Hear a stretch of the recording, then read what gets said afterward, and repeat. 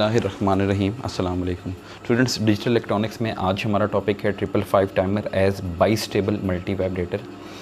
हमने 555 को as monostable भी इस्तेमाल किया, as an astable multi vibrator भी इस्तेमाल किया।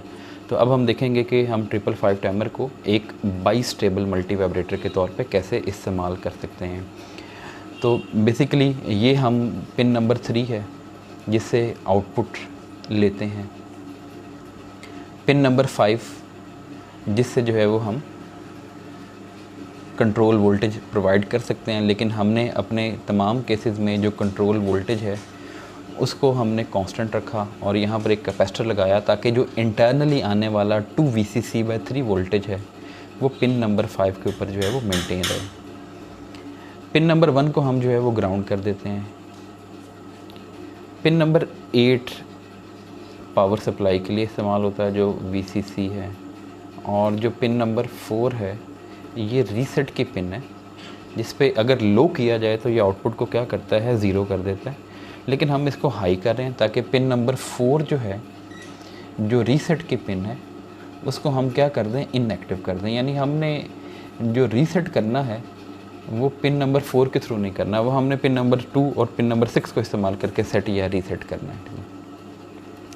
नेक्स्ट हम क्या काम करते हैं, पिन नंबर 7 जो कि डिस्चार्ज पिन कहलाती है, पिन नंबर 6 और उसके अलावा पिन नंबर 2 जिनको हमने यूज़ करके इसको सेट या रीसेट करना है। ठीक है।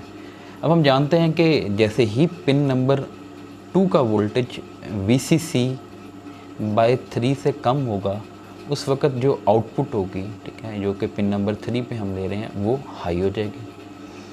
और पिन नंबर 6 का वोल्टेज जैसे ही 2 VCC/3 से जो है वो बढ़ेगा तो उस वक़्त आउटपुट जो है वो क्या हो जाएगी, लो हो जाएगी। तो इसका मतलब है ये आउटपुट को सेट करेगा, set state means high state, और ये आउटपुट को रीसेट करेगा, रीसेट मींस लो स्टेट।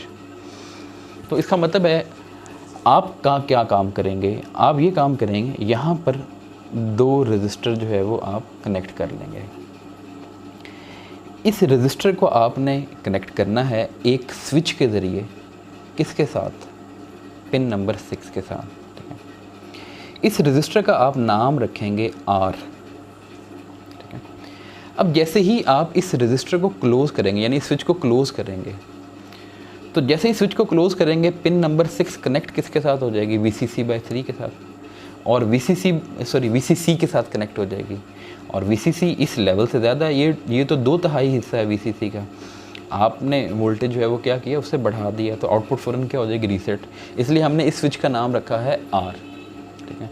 तो आप यहाँ पर एक पुश बटन इस्तेमाल कर सकते हैं, यानी आप बजाय इसके कि इसको परमानेंटली बंद करें, आप यहाँ पर क्या इस्तेमाल करें, एक पुश बटन इस्तेमाल करें। ठीक है।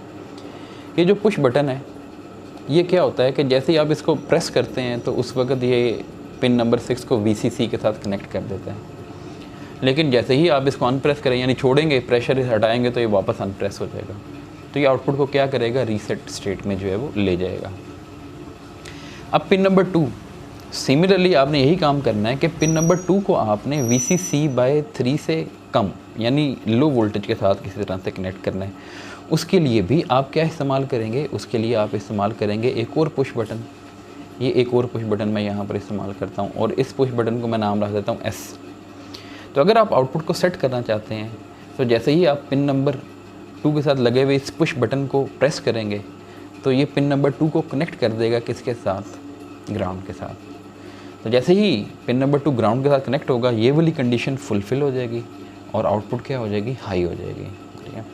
लेकिन एक सिचुएशन ये कि ये नॉर्मल ऑपरेशन है, आप इस बटन को प्रेस करके छोड़ दिया, आउटपुट क्या हो जाएगी, 0 हो गई। ठीक है। अब आपको आउटपुट को हाई करना है तो आप इस बटन को प्रेस करके छोड़ दें, आउटपुट क्या हो जाएगी, हाई हो जाएगी। तो इसका मतलब है आप अपनी मर्ज़ी से किसी भी स्टेट में, यानी लो स्टेट में भी रख सकते हैं और हाई स्टेट में भी रख सकते हैं। लेकिन जब आप एक दफ़ा एक स्टेट को सेट कर देंगे तो वो उसी स्टेट में रहेगा, यानी ये वाली स्टेट भी उसकी एक्चुअली में क्या होगी, स्टेबल होगी। आप ट्रिगर देंगे सेट के ऊपर तो वो सेट स्टेट में चला जाएगा, लेकिन वहाँ पर भी वो क्या रहेगा, स्टेबल रहेगा। ये नहीं है कि थोड़ी देर के लिए सेट होने के बाद वापस जो है वो रीसेट हो जाएगा, उसने रहना स्टेबल ही है। ठीक है। अब एक सिचुएशन अक्सर स्टूडेंट ये पूछते हैं कि सर अगर ये दोनों बटन आप जो है वो इकट्ठे प्रेस कर दें, इसका मतलब है ये वाली कंडीशन भी फुलफ़िल हो रही है और ये वाली कंडीशन भी फुलफ़िल हो रही है, ठीक है। पहली बात एडवाइजेबल ये है कि आप ये दोनों कंडीशन एक ही वक्त में फुलफ़िल ना करें, ठीक है, क्योंकि ये दोनों कंडीशंस एक दूसरे के बिल्कुल ऑपोजिट हैं, एक दूसरे का कम्प्लीमेंट है, ठीक है। लेकिन फ़र्ज़ करें कि अगर आपने ये कर दिया, ठीक है, तो इन जनरली ये होता है कि जो ज़्यादा प्रायोरिटी होती है वो पिन नंबर 2 की होती है। तो अगर दोनों एक ही इंस्टेंट पे आपने कनेक्ट किए होंगे, यानी दोनों इन बटन को इकट्ठा प्रेस किया होगा, तो इसका मतलब है ये वाली जो कंडीशन है सेट वाली, ये प्रिवेल करेगी आउटपुट के ऊपर। लेकिन फिर वही वाली बात कि ये एबनॉर्मल ऑपरेशन है कि आपने इसको बाइस्टेबल मल्टी वाइब्रेटर के तौर पे इस्तेमाल करना है। इसका मतलब है या तो आपको आउटपुट पे लो स्टेट चाहिए या आउटपुट पे आपको हाई स्टेट चाहिए।